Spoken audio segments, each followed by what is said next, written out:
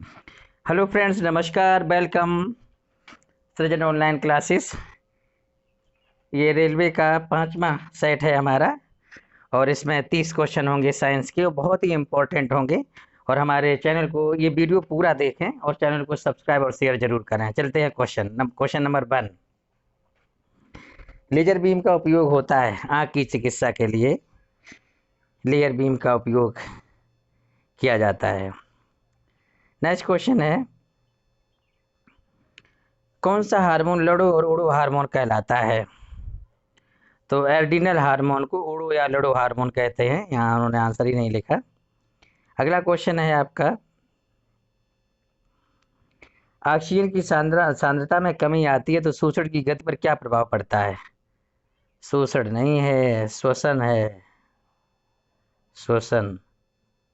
दोस्तों, जब शरीर में ऑक्सीजन की मात्रा कम हो जाती है तो श्वसन की गति तेज हो जाती है, बढ़ जाती है। जैसे कि हम लोग जब पर्वतों पर चढ़ाई करें तो जैसे जैसे हम लोग ऊपर बढ़ते चले जाते हैं तो ऑक्सीजन की मात्रा कम होती चली जाती है तो हम लंबी लंबी सांसें भी लेने लगते हैं।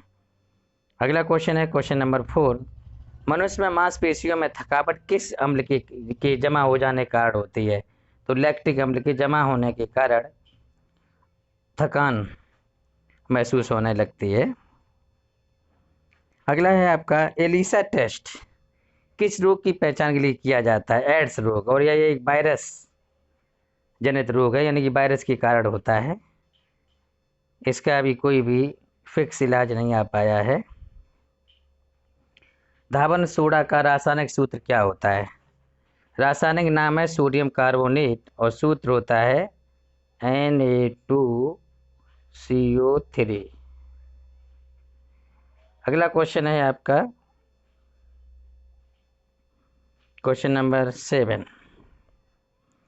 जब दूध को प्रबल ढंग से मथा जाता है, मथा था होना चाहिए यहाँ, मथा जाता है तो उसमें से क्रीम किस कारण से अलग हो जाती है? तो अपकेंद्री बल के कारण। इसकी दिशा अपकेंद्री बल के विपरीत दिशा में होती है। जो अपकेंद्री बल होता है ये परिधि से केंद्र की ओर लगता है और जबकि अपकेंद्री बल होता है ये केंद्र से परिधि की ओर लगता है। इसके और एग्जाम्पल देख लेते हैं अपकेंद्री बल के।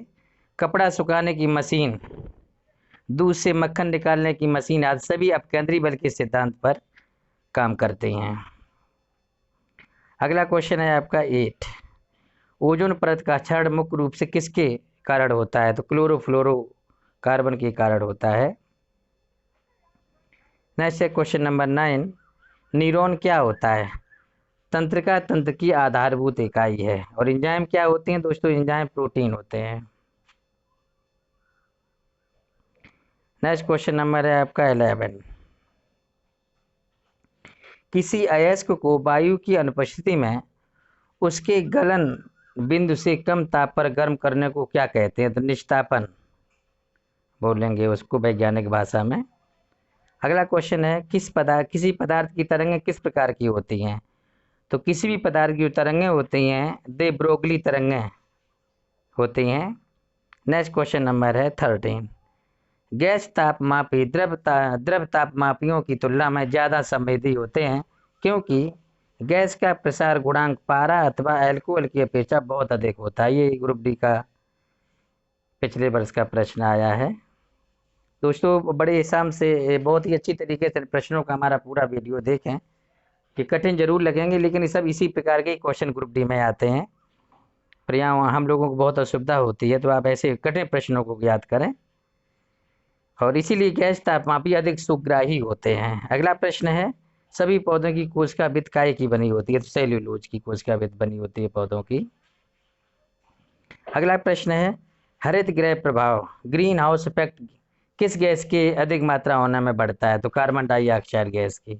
ताजमहल बदरंग क्यों हो रहा है? अम्लीय वर्षा के कारण। अगला प्रश्न है आपका विटामिन 16 क्वेश्चन है, विटामिन B1 का रासायनिक नाम क्या है? तो विटामिन B1 का रासायनिक नाम है थायमीन। थायमीन रासायनिक नाम है।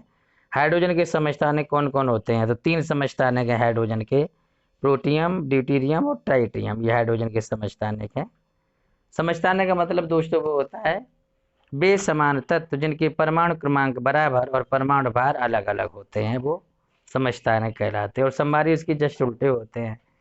यानी वे असमान तत्व जिनके परमाणु भार बराबर तथा परमाणु क्रमांक अलग अलग होते हैं समभारी कहलाते हैं। ये 10वीं ईपी बोर्ड में खूब पढ़ाया जाता है। सामान्य रूप से फोटोग्राफी में किसका उपयोग किया जाता है? सिल्वर ब्रोमाइड का, यानी कि AgBr का, सिल्वर ब्रोमाइड का फोटोग्राफी में प्रयोग करते हैं। अगला है आपका क्वेश्चन, शुष्क सेल में किस चीज की छड़ लगी होती है? कार्बन की। संचायक सेल का विद्युत वाहक बल मापा जाता है, तो ये दोस्तों वोल्ट में मापा जाता है, वोल्ट।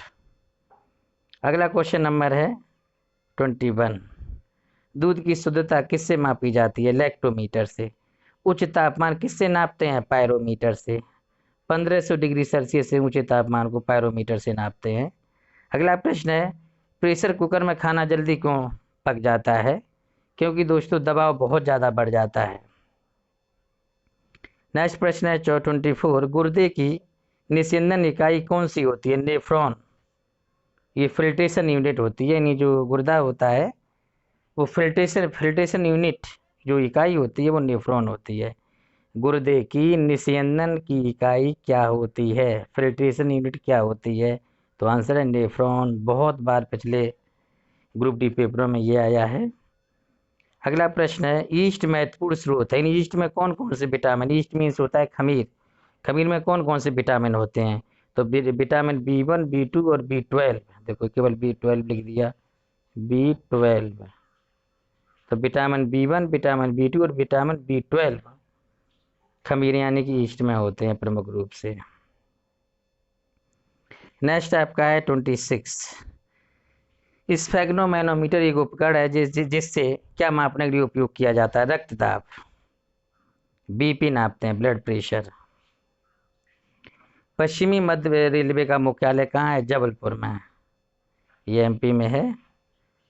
और भारतीय रेलवे में ब्रॉड गेज रेलवे लाइन की चौड़ाई कितनी होती है? 1.676 मीटर ब्रॉड गेज की चौड़ाई होती, लाइनों की चौड़ाई होती है। और भारत में ये सबसे चौड़ी यानी कि बड़ी रेल लाइन के बीच की चौड़ाई जो होती है 1.676 मीटर होती है, 1.676 मीटर ये ब्रॉड गेज की लाइन है।